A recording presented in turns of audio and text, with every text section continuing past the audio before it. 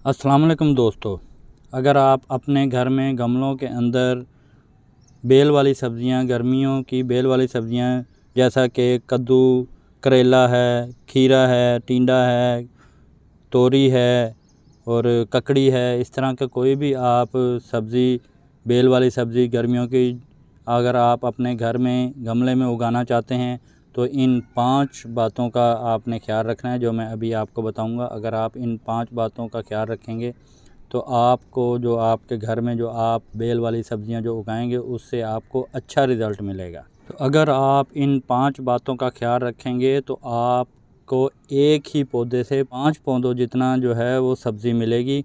और अगर आप इन बातों का ख्याल नहीं रखेंगे तो ना तो आपके पौधे जो है वो सही ग्रोथ करेंगे तो और ना ही उनके ऊपर फूल, अगर फूल आ भी जाएंगे तो फूल से फल या सब्ज़ी जो है वो नहीं बन सकेगी। तो आपने मेरी ये वीडियो मुकम्मल देखनी है, तो इससे आपको मुकम्मल इन्फॉर्मेशन मिलेगी कि आप कैसी मिट्टी इस्तेमाल करेंगे, उसका गमले का साइज़ क्या होना चाहिए, मिट्टी कैसी होनी चाहिए, मौसम कैसा होना चाहिए, बीज कैसा होना चाहिए। तो ये सारी चीज़ें मैं आज आपको बताऊंगा, तो आपने वीडियो को कंप्लीट देखना है। तो चलें वीडियो स्टार्ट करते हैं।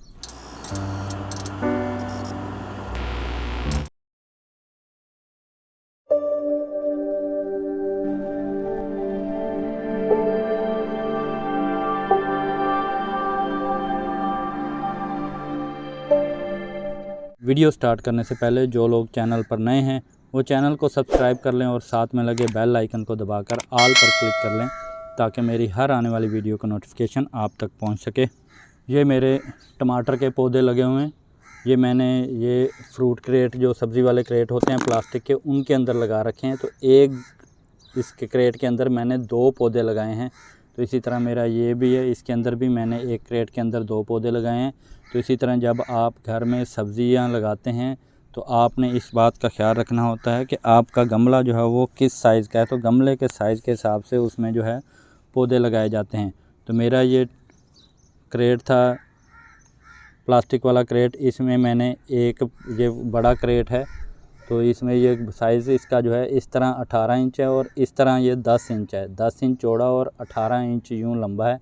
तो इसके अंदर मैंने 2 पौधे टमाटर के लगाए हुए हैं। तो जब आप बेल वाला कोई भी सब्ज़ी लगाते हैं तो उसके लिए आपको गमले का साइज़ का ख्याल रखना होता है कि आपके पास जो गमला है उसका साइज़ क्या है, क्योंकि गमले का साइज़ सबसे ज़्यादा मैटर करता है। पौधा जो भी बेल वाला पौधा होता है तो उसको बढ़ने के लिए जितना वो ऊपर को बढ़ता है, हर पौधा जितना ऊपर को बढ़ता है उतना ही वो नीचे उसकी जड़ें भी बढ़ती हैं।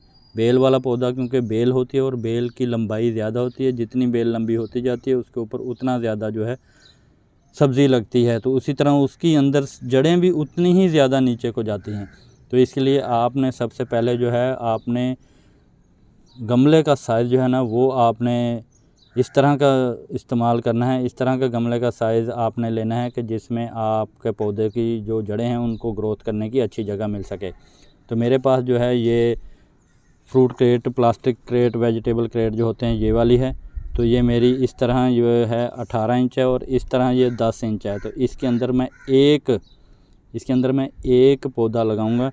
तो उस एक पौधे से जो है मैं 5 पौधों जितना जो है उससे सब्ज़ी हासिल कर सकूँगा। अगर मैं इसके अंदर 3-4 पौधे लगा दूँगा तो वो पौधे उग तो आएंगे, उसके ऊपर फूल भी लगेंगे और लेकिन उससे वो रिज़ल्ट नहीं मिल सकेगा जो एक अगर इसके अंदर पौधा लगाएंगे। अगर हम इसके अंदर 5 पौधे लगा देंगे तो वो 5 पौधे जो हैं वो एक दूसरे से न्यूट्रिशन के लिए लड़ते रहेंगे। मतलब एक पौधा चाहेगा कि मैं ज़्यादा खाऊं, जैसे होता है कि खाना कम हो और खाने वाले ज़्यादा हों, तो सबको यही होता है कि मैं ज़्यादा खा लूं। तो इसी तरह जब इस क्रेट के अंदर मैं अगर 5-6 पौधे लगा दूंगा, क्योंकि जगह ये लिमिटेड है, तो इसके अंदर अगर 5-6 पौधे लग जाएंगे तो वो फिर एक दूसरे से न्यूट्रिशन के लिए झगड़ा करेंगे। हर पौधा चाहेगा कि मैं ज़्यादा खाऊं, तो इस तरह किसी भी पौधे की जो है वो ग्रोथ सही नहीं हो सकेगी और आपको फिर उस तरह का रिज़ल्ट नहीं मिल सकेगा।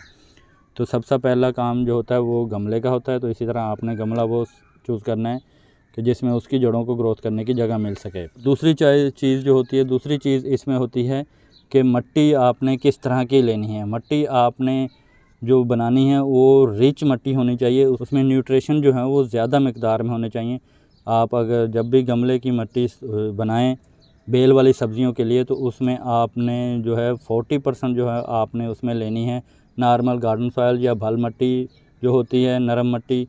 अगर वो नरम मिट्टी नहीं है, आपके इलाके में मिट्टी दूसरी ही है, तो जो आपकी मिट्टी होगी उसमें 20% आप उसमें सैंड मिक्स कर लेंगे।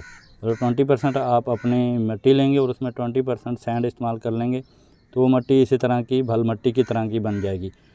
तो 40% आपने भल मिट्टी लेनी है, उसमें 30% आपने लीफ कंपोस्ट डालना है और 30% जो है वो आप कोई भी ऑर्गेनिक कंपोस्ट, मतलब वर्मी कंपोस्ट या काउडंग कंपोस्ट या इस तरह के कोई भी कंपोस्ट आप उसमें शामिल कर देंगे, तो उससे जो है वो बेल वाला पौधा जो है उसको न्यूट्रिशन ज़्यादा मिलेंगे और वो ज़्यादा अच्छा ग्रो करेगा और उससे आप ज़्यादा अच्छी सब्ज़ियाँ, ज़्यादा हेल्दी सब्ज़ियाँ जो है आप उसको उससे हार्वेस्ट करने को मिलेंगी। तो तीसरी बात जो होती है, तीसरी चीज़ का जो आपने ख्याल रखना है, वो तीसरी चीज़ होती है कि मौसम, कि आपके इलाके में मौसम किस तरह का है, किस मौसम में ये बेल वाली सब्ज़ियाँ जो गर्मी वाली सब्ज़ियाँ जो होती हैं वो किस मौसम में लगाई जाती हैं।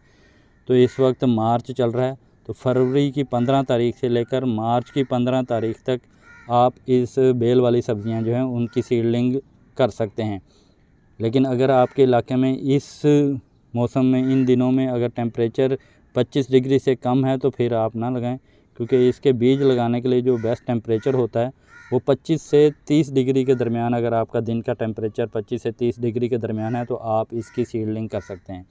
तो तीसरी चीज़ थी कि आपने मौसम का ख्याल रखना है कि आपके इलाके में जो मौसम है, अगर उस दर्जा हरारत 25 से 30 डिग्री है तो आप इसकी सीडलिंग कर सकते हैं। जो चौथी चीज़ है वो है बीज। तो बीज आपने किस तरह के लेने हैं? बीज आपने हमेशा अच्छी क्वालिटी के यूज़ करने हैं। अच्छी क्वालिटी के बीज ही आपको अच्छी सब्ज़ियां जो है हार्वेस्ट करने को मिलेंगी। इस तरह हाइब्रिड सीड हो, F1 हाइब्रिड सीड हो तो ज़्यादा अच्छा है, तो उससे आपका जो पौधा है वो पौधा भी हेल्दी ग्रो होगा और उसके ऊपर जो सब्ज़ियां लगेंगी वो भी हेल्दी होंगी और ज़्यादा सब्ज़ियां लगती हैं। F1 हाइब्रिड सीड जो भी होते हैं उनके ऊपर अच्छी फ्रूटिंग होती है और आपको अच्छा सब्ज़ी जो है वो घर में मिल जाती है। तो बीज जब भी आप सेलेक्ट करें, चौथी चीज़ जो थी वो बीज थी कि बीज आपने किस तरह का लेना है। तो बीज आपने हमेशा अच्छी क्वालिटी का बीज इस्तेमाल करें, क्योंकि अगर आप लो क्वालिटी का बीज, हल्की क्वालिटी का बीज इस्तेमाल करेंगे तो आपकी जो मेहनत है वो ज़ाया हो जाएगी और आप डिसहार्ट होंगे कि मैंने इतनी मेहनत भी की, इतने 2 महीने 3 महीने जो है मैंने वेट भी किया, लेकिन मुझे वो रिज़ल्ट नहीं मिल सका। तो उसकी जो मेन वजह होती है वो बीज होता है कि आपने बीज अच्छा चूज़ नहीं किया होता है। तो ये हमेशा जो बीज है वो आपने अच्छी क्वालिटी का इस्तेमाल करना है, तो आपको जो है वो फिर अच्छी सब्ज़ियां भी मिलेंगी। तो जो पांचवी चीज़ है वो आपने इसको लगा लेने के बाद आपने इसको किसी ऐसी जगह पर रखना है कि जहां जो है दिन की कम से कम 6 से 8 घंटे की धूप लगती हो, क्योंकि गर्मियों की सब्ज़ियां जितनी भी होती हैं बेल वाली सब्ज़ियां उनको धूप ज़्यादा अच्छी लगती है। तो आप किसी ऐसी जगह पर अपना कंटेनर जो भी आपने रखना है एक ही बार वहीं रखें कि जहां आपको बार बार इसको हिलाना ना पड़े, क्योंकि ये वज़नी होता है। तो इसको बार बार उठा के इधर उधर करने से बेहतर है कि आप एक ही बार कोई ऐसी जगह सेलेक्ट कर लें जहां इसको जो है वो सुबह की 6 से 8 घंटे की धूप मिल सके। मतलब सुबह जब सूरज निकलता है, सूरज निकलने के बाद उसके ऊपर धूप आ जाए 8-9 बजे या 7 बजे। अगर आप टेरेस पर लगा रहे हैं तो ऐसे एरिया को चूज़ करें कि जहां सूरज तुलू होते ही उसके ऊपर धूप आ जाए और फिर 12, 1, 2, 3 बजे तक उसके ऊपर जो है वो धूप रहे, तो उसके बाद छाँव आ जाए तो कोई मसला नहीं है। जितनी अच्छी धूप मिलेगी उतना अच्छा जो है बेल वाली सब्ज़ियां जो अच्छी ग्रो होती हैं, तो आपको अच्छी सब्ज़ियां और हेल्दी सब्ज़ियां हार्वेस्ट करने को मिलेंगी। तो ये थी छोटी सी वीडियो। तो उम्मीद है आपको मेरी आज की वीडियो अच्छी लगी होगी। वीडियो अच्छी लगी हो तो वीडियो को लाइक और अपने फ्रेंड्स एंड फैमिली मेम्बर्स के साथ शेयर कर दें, और जो लोग चैनल पर नए हैं वो चैनल को सब्सक्राइब कर लें और साथ में लगे बेल आइकन को दबाकर ऑल पर क्लिक कर लें, ताकि मेरी हर आने वाली वीडियो को नोटिफिकेशन आप तक पहुंच सके। शुक्रिया। अल्लाह हाफिज़।